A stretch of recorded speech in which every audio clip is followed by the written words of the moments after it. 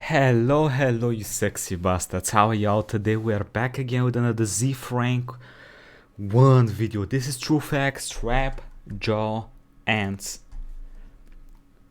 It's a trap jaw ant. What more can one say? Mildred, don't do it. Don't do it. He's bigger than you. Oh, well, there she did it.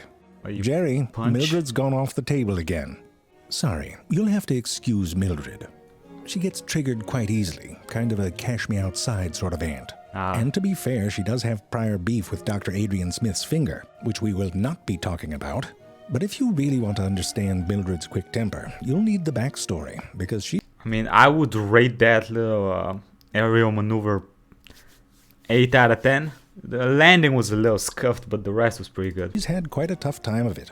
Mildred is an ant in the genus Odontomachus and the species Bruneus. Here she is when she was just an egg. She's the one on the top. She was born into a family with around 300 sisters and a very long line for the bathroom. Yeah. That's one of her older sisters right there, Madison. Madison is supposed to be babysitting, but you can probably tell she has some issues. Madison takes after their father. There he is right there, the one on the... Is that considered child abuse? Left. Looks nothing like the daughters, so there were rumors, but in fairness, Odontomachus males don't even look like ants. They look like wasps, so much so that even scientists get confused. But Mildred's father was a live fast, die young sort of fellow.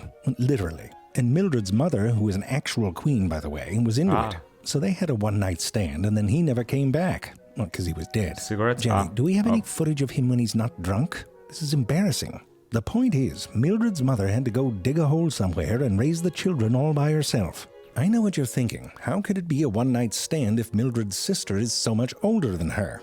Well, that's because Mildred's mother, who is a queen, has something called a spermatheca.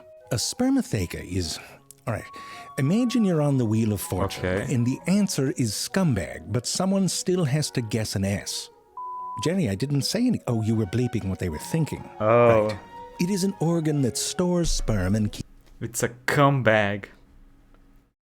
Yeah. It's a cum bag. Keeps it alive for later use, like the mirror image of a testicle. Anyway, back to Mildred. Here she is, like the mirror image of a testicle.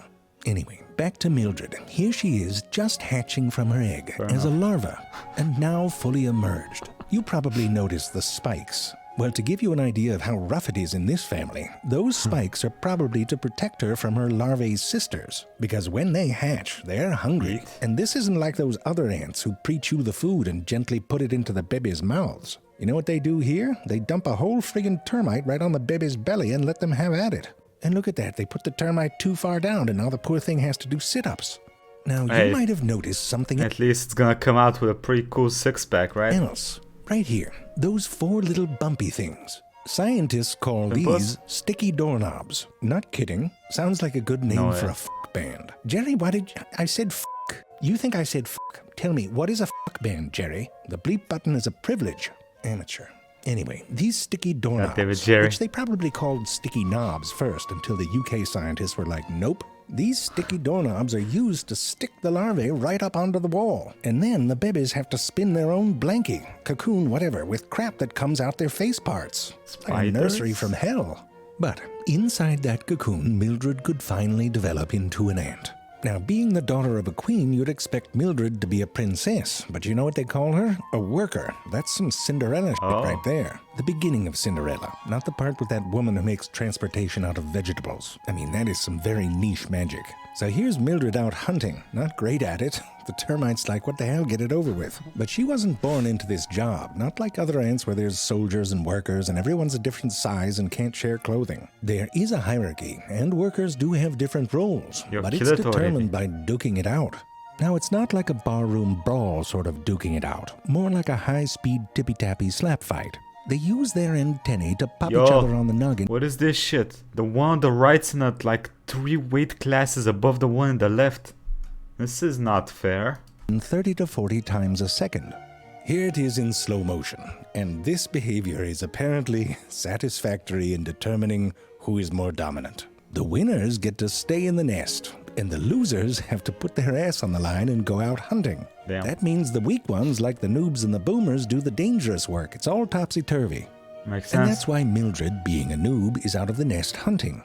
Unlike other ants who recruit each other with pheromones and hunt in groups, Mildred hunts alone. This is in part because she's a total freaking badass.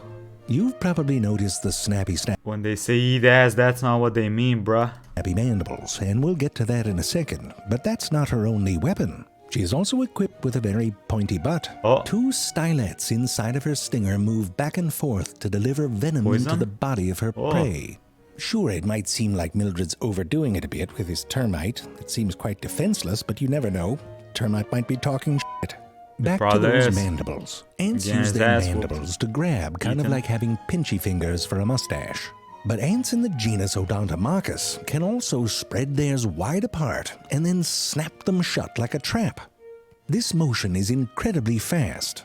The mandibles accelerated up to 1.2 million meters per second squared, which is about 10 times faster than a fastball being hit by a bat. It is one of the fastest movements of any known animal. I told you Mildred was a badass. And you know how she does it? A good clenching. Here's what one of her mandibles looks like up close. Kind of like a recalled sex toy. Jerry, show them what you made. What? Looks like up close. Kind of like a recalled sex toy.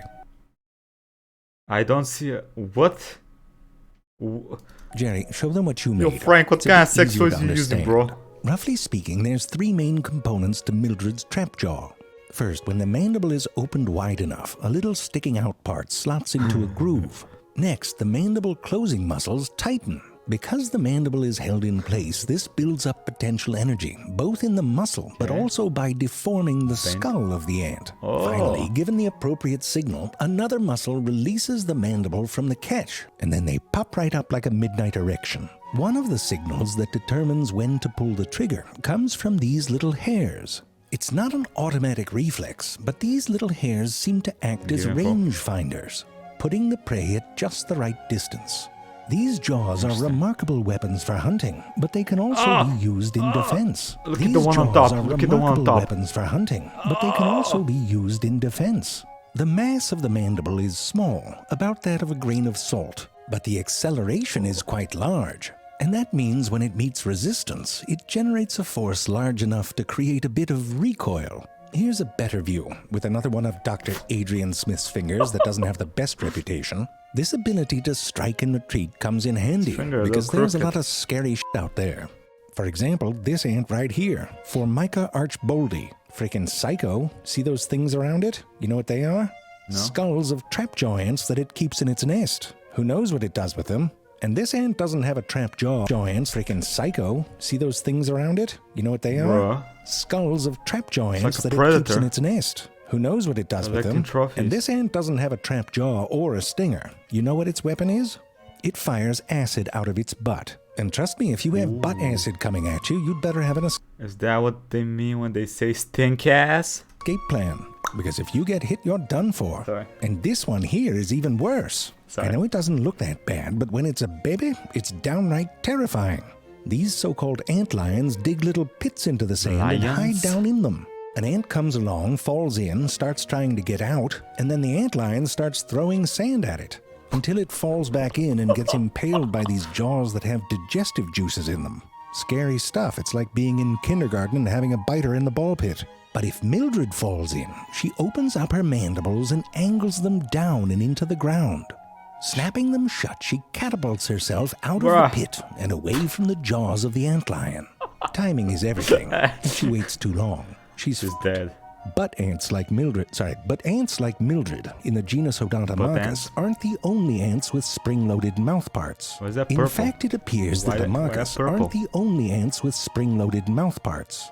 In fact, it appears that this capability has evolved independently in a number of different ant genera.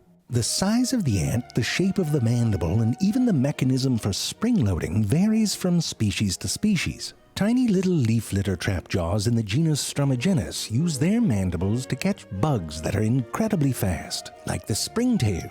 I mean, come on, it's called a springtail, you know it's fast. There's even an ant, Mystrium... come on, it's called a springtail, you know it's fast. There's even an ant, Mystrium camille, that doesn't even have to open its mandibles for a snap. Instead of spreading its mandibles apart, it generates force by pushing them together, like the knees of a child who has to urinate. When the mandibles snap, they slide past each other like the snapping of a finger. This snap, captured at over 400,000 frames per second, was the fastest animal movement ever described, until they found a friggin' termite that does basically the same thing but a little faster. The ants were like, why'd you have to keep looking? And that's the problem with the scientists. They can't be like the rest of us and just say, that's cool, and flip on the television. They're like those annoying children that keep asking why. Except people give them money, not much. But thank goodness, because it encourages them. Damn. Anyway, a bunch of them got together with their little white coats and wanted to understand how a mechanism like the trap jaw might have evolved and taken on such a variety of forms. In the genus Strumigenus, there are species with trap jaws and species without them. In ants that don't have a trap jaw, the part in between the mandibles, the labrum, moves out of the way when the jaws close. Just a slight modification of allowing the labrum to stay put creates the basis for a latch and spring system, and from there it was off to the races. The varied forms of the Strumigenus trapjaw seem to be the result of gradual evolutionary changes that occurred after that initial function was in place. It's a cool little movie, isn't it? Oh, they're doing it again, but with the heads on them. It's like a cartoon to terrify the children. Play this in a sex ed class without telling anyone what it is. And then say, Frank, always use a condom. Frank! And drop your microphone, which apparently you use in sex ed class. No, Jerry, I don't know what the backstory is. Well, what Dr. Adrian Smith does with his fingers is none of our business. Thank you, Dr. Adrian Smith, for all the help, research, footage, and inspiration. Dr. Smith is both a scientist and an excellent communicator of science, and is currently at North Carolina Museum of Natural Science and North Carolina State University. Please subscribe to youtube.com and lab to see his incredible work. Yes.